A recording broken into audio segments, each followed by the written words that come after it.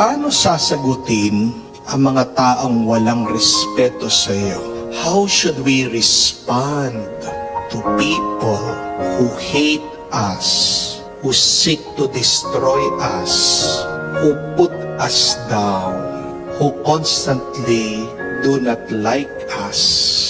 Walang tao ang makakaligtas sa pambabastos ng iba. Matanda ka, may sasagot sa'yo.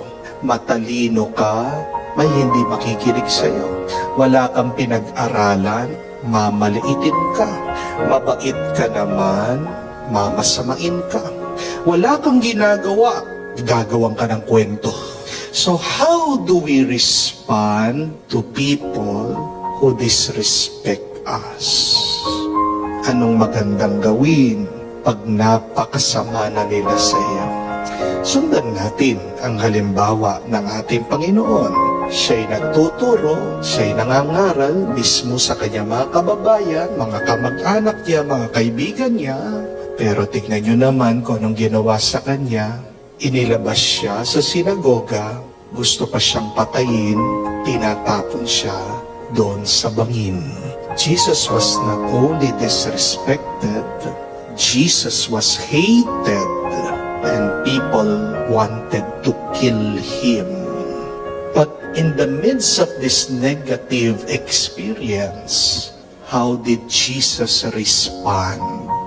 Ano ang tugon ng ating Panginoon? Two things. And please remember these two things. Number one, respond with silence. Tumahimik ka. Your superpower is your silence. Nagsalita ba si Jesus?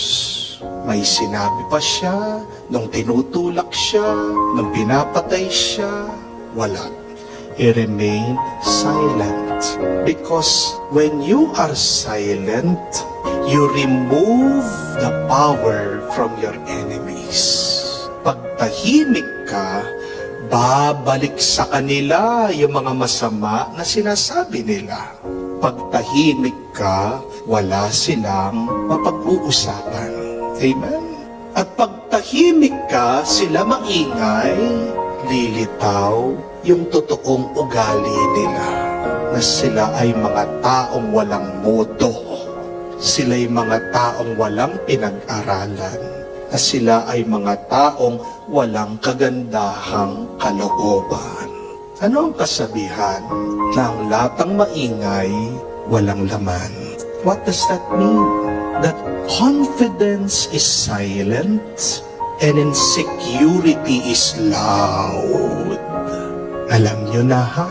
Pag ang tao ang ingay-ingay, pag sinisiraan ka, insecure sa'yo yan. Ikaw ang mananalo, ikaw magwawagi, ikaw ang lilitaw na mabuti at tama, tumahimik ka lang. My dear friends, remember this also. Do not waste your words to people who only deserve your silence. Kung binabastos ka, hindi ka nire-respeto, hindi para sa kanila ang inyong mga salita. Do not waste your time with people who do not love you, do not like you, do not appreciate you. Go to those people who accept you. Hindi ka nga nila gusto eh.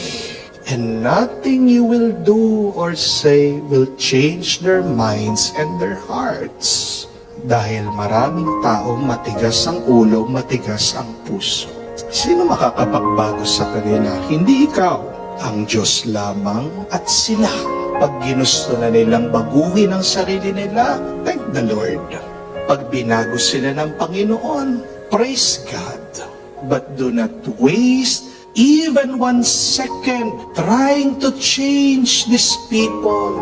Just be silent. Kahit na sinasaktan ka na, binababa ka na, minamaliit ka na, be silent. Tahimik ka lang. Why? Because if you read in Exodus, God said, be still, and I will fight for you. Ang Diyos ang makikilaban para sa iyo. Sino mas malakas? Ikaw? Ang Diyos. Be still, be silent, have faith in the Lord. God will do something about that problem with these bad people. Amen? So how do we respond to disrespectful people? One, respond with silence. But secondly, respond by moving forward. Do not get stuck with toxic people. Do not stay with people full of hate.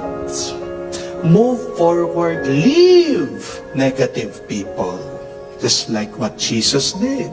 Narinig niyo ba? Tinutulak siya, dumaan lang siya, naglakad lang siya, iniiwan niya. Iwas drama ka na. Sayang ang buhay.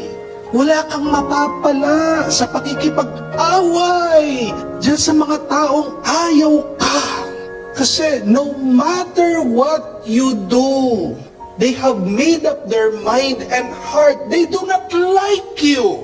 Go to people who love you because whether you are good or bad, because they love you, they will embrace you. They will accept you. Life is so short. Our time in this earth is just a little bit.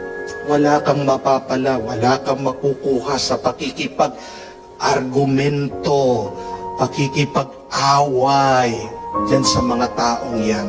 Read the Bible, read the good news. Yes, Jesus talks, argues with the Pharisees, with the scribes, yung mga taong ayaw ang ating Panginoon. But after nun, pag nakikita niya, matigas yung ulo, matigas yung puso, aalis ang ating Panginoon. He does not stay with them. He continues with His mission. My dear friends, there is a more important mission.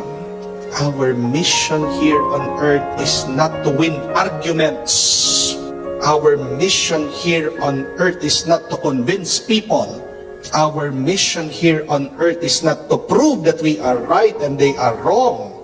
Anong mission natin dito sa mundo? Baka makalimutan niyo po. Dalawa. It is to glorify God. And second, it is to love others as we love ourselves. Iwanan niyo yung mga taong ayaw sa inyo. Walang pagmamahal na maibibigay yan.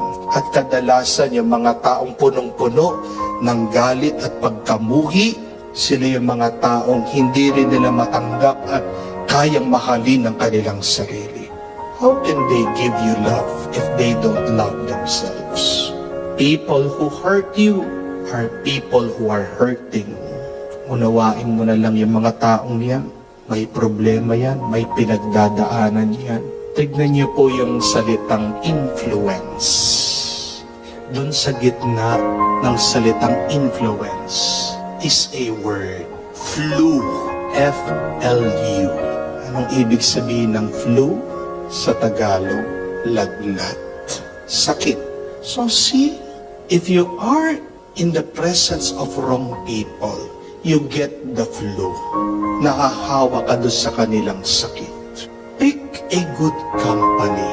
Choose good people. Surround yourself with loving, happy company para yung lagnat na makukuha mo, hindi nakakasama sa iyo, kundi nakakapagpabuti at nakakapagbanal. Amen? Are you in the wrong company? Are you surrounded by disrespectful people, abusive people, people full of hate? Please move forward. Please leave them. Choose to walk away. Choose your peace. Choose to be happy. Walang masama doon.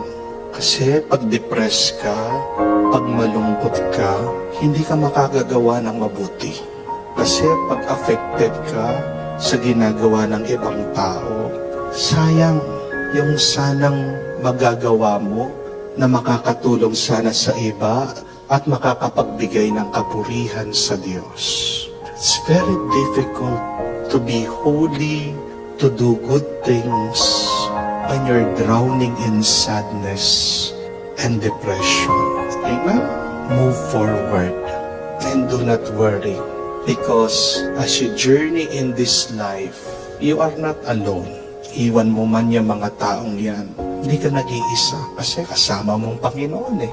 Siya umalis, di siya nag-aalala kasi alam niya kasama niya ang kanyang Ama. Kaya huwag ka rin mag-alala. Walang mawawala sa iyo pag nawala ang mga taong yan. Mas marami pa ang darating sa iyo. Maybe these people are holding you back. Amen? You cannot grow in the midst of negativities. You also need sunshine.